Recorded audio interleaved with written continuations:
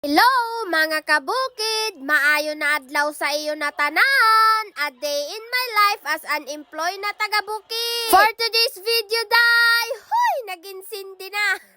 Bali yan na gani nakadlawon mga kabukid. Ipakita ko sa iyo ang kaganapan saya na adlaw.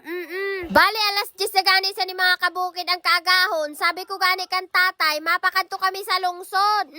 Hasta gani yan na mga kabukid. Grabe lagi hapon di ang lapok sa ginaagihan namon pakadi sa may kamino.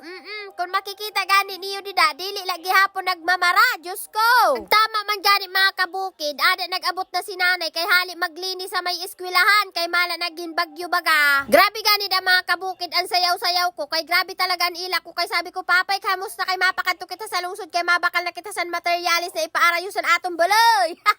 Tapos ada gani mga kabukid nagsakay na si tatay sa motor kay papaandaron na kay mala na makadto na gani kami sa lungsod.